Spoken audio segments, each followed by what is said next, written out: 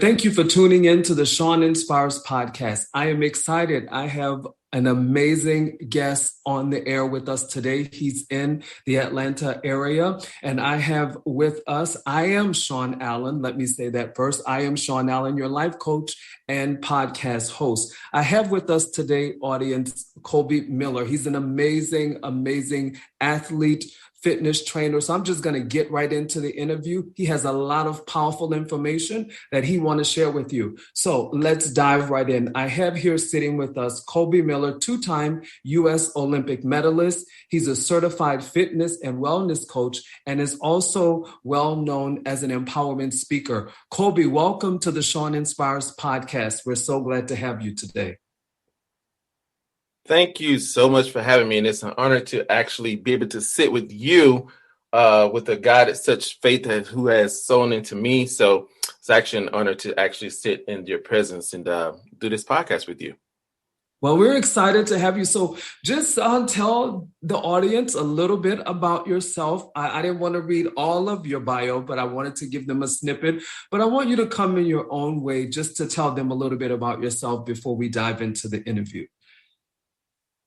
Well, of course, my background is in sports. I grew up in the country of roots of Mississippi, actually. Can you believe that?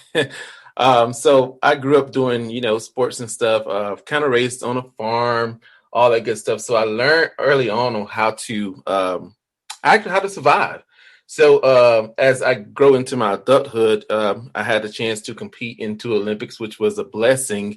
And I also got the chance to accomplish a lifelong dream, which was to actually win a medal. So I was able to accomplish that. And so now I'm kind of using my platform now to give back to the community, to sow into the youth in communities as well, trying to help them make good decisions in life. Also help them to be able to, go after their dreams. Do not be afraid. Let nothing stop you. Just the whole mindset of just being able to pour into them and give them good guidance and direction is kind of what I'm doing now. And right before, COVID hit and everything, I had a small group, track group that I was working with, actually went really well. And so I'm kind of getting back into that now. So I'm working with a lot of youth over here in this area to give them, good skills they can do and what they can use inside of their classroom, because, education is so important. So I tell them all the time, without education, I don't know how far you can go in life, but it's good if you have the opportunity to pursue it and get it, and then everything else falls into place. So that's what I'm kind of doing now, kind of working with people doing that. And I'm also doing some personal training on the side as well. And just, seeing where God takes me. Awesome. Well, it seemed like you have accomplished such a great thing, and it is Black History Month.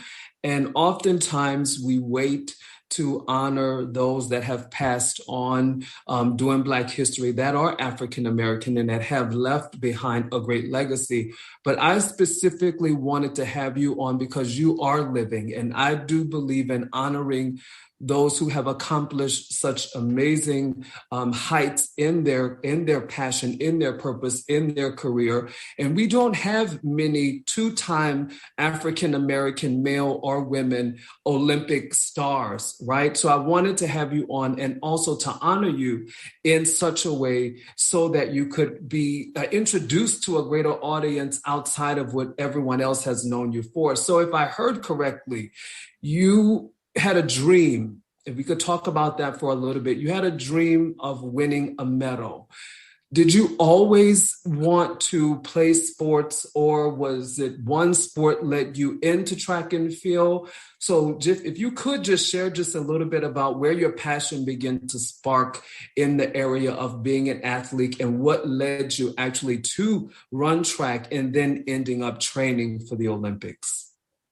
So it goes back to my Mississippi roots. Like I said, being born in Mississippi and being raised on a farm and stuff. So that's pretty much all we had to do was play sports and stuff. So growing up, I kind of took a passion to sports. It was kind of like my go-to place to where I wanted to get away. And I knew that I was, good at it early on because I played, a lot of sports. I was very kind of eclectic in that.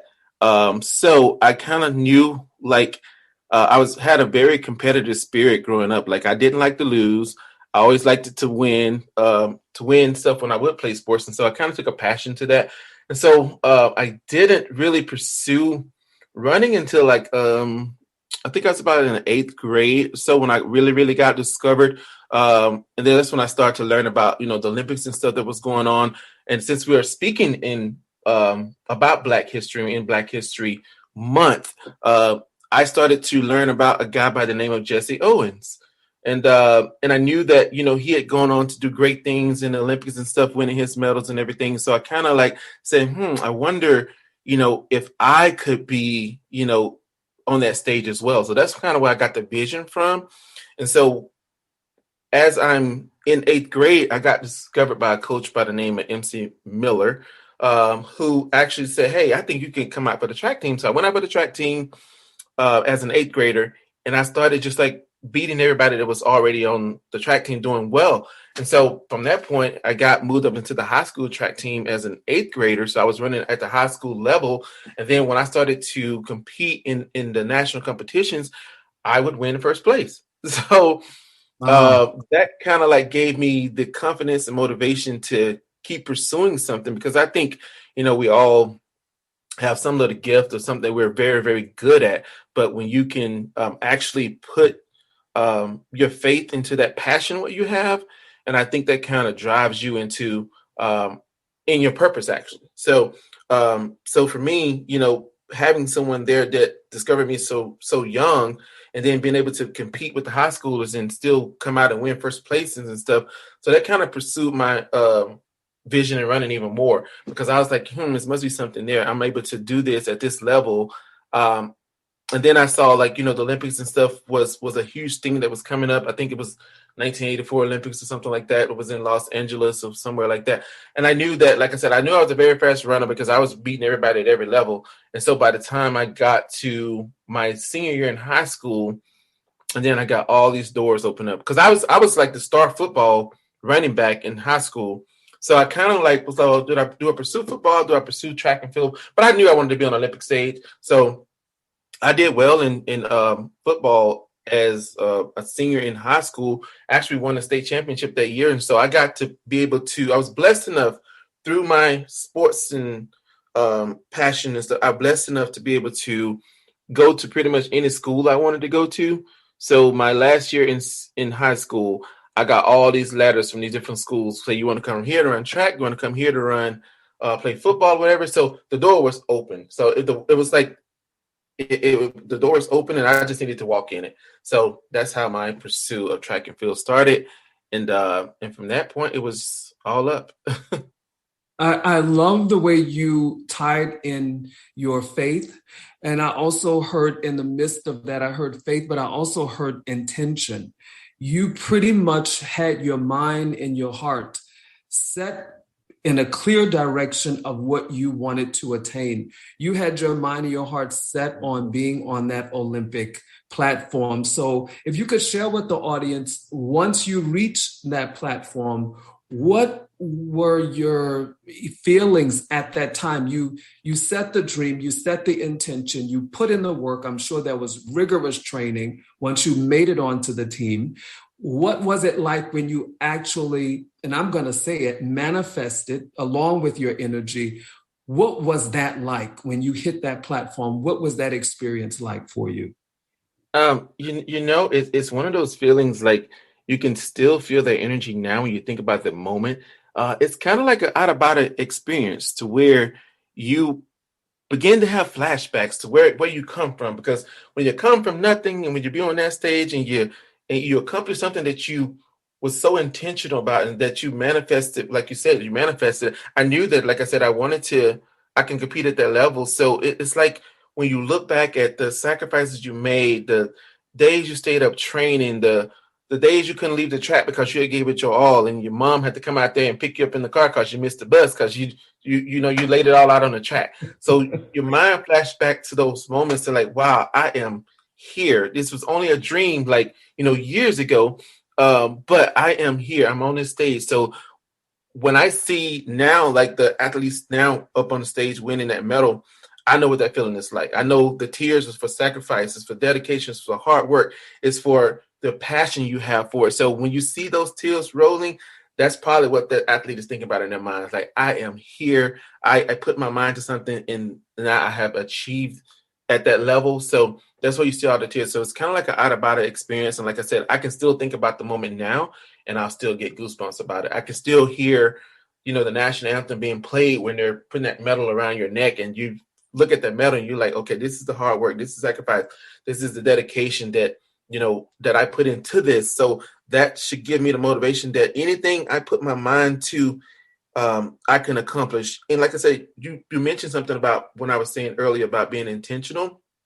And I think whenever you're trying to accomplish a goal or a big task, you have to be intentional and you have to put your faith to work. Because like I said, like faith without works is dead. So you gotta do your part. Because I think, I know, I'm not saying I think, I know when you have a talent, your talent can only take you so far, but it's the faith that actually drives you to the next level. So you have to put. If you can say that again for me, I really want the audience to embrace that. Yeah, I want you to say that again for me one more time. So yeah, it's your talent that can only take you so far, but it's your faith that gets you to the end, that gets you to the finish line. Because there are going to be times when you want to give up. There are going to be times you don't want to do it. But like I said, you have to rely on your faith to get to the next level. Because like I said, your talent only gets you so far, but your faith takes you to the next level. That's amazing. Listening audience, I know that was a lot said, but that is something powerful said. And understanding that when we have goals or we have aspirations, being intentional and making sure that you put in the work, but you also activate your faith.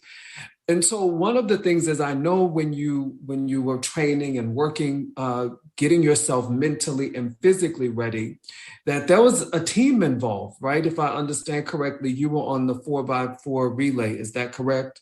Actually, the 4x100 meter relay. 4x100 meter. So it was a team of individuals involved. And what was it like? Because oftentimes, when we are pressing toward goals and want to achieve things, oftentimes many of us think that we can do it alone. And that dynamic, you manifested a dream, but you manifested it with a team. How important was it that you guys worked in a cohesive manner to win? Well, like you said, team is a huge word. But to me, I learned early on together, everyone achieves more for team. And there's no I in team. So when you're at this level, you have to be able to learn each other. You have to learn, what works for each other. You have to work together as a team. So that was like some, I guess, self-character building when you have to work with people, personalities. Some people don't want to do this, don't want to do that. But at the end of the day, you're there for one goal. And our goal was to win gold. And so we had to make sacrifices for each other. We had to make sure that we checked up on each other. We had to make sure that we was making sure everybody's okay. Because like I said, you never know what a person may be going through on that day or whatever. So it's always good to just learn to work together and make sure people are okay. Even though people may seem like they're okay, but deep down they could not be okay. So we had to learn that. We had to learn that, during practice, some people was not going to be feeling their best on their days, but it was as a team, we had to motivate each other. That was the biggest thing, is motivating each other to, no matter what, we're giving 110%. So that's kind of like where I kind of got learned to be, that if you work together as a team, you can accomplish a lot as well. So that was a good learning skill for me to be able to adjust to doing that. Because like I said, there's never an I in when you're trying to do something as a team, but you have to work together. So that was one of the skills that I learned, that working together as a team, you get a lot further. Amazing. So now you're working in the health and fitness and also now doing private track training. Mm-hmm. Today we're coming out of the season, the timing of the pandemic. How important is it for individuals to begin some type of physical exercise, some type of health regimen in order to build their inner immune system. If you could share with us a little bit about where to start for the listening audience and those that want to move in activation and get their bodies in shape, or get their hearts and get their minds in a posture of wellness, what would be some of the foundational things health-wise that they could do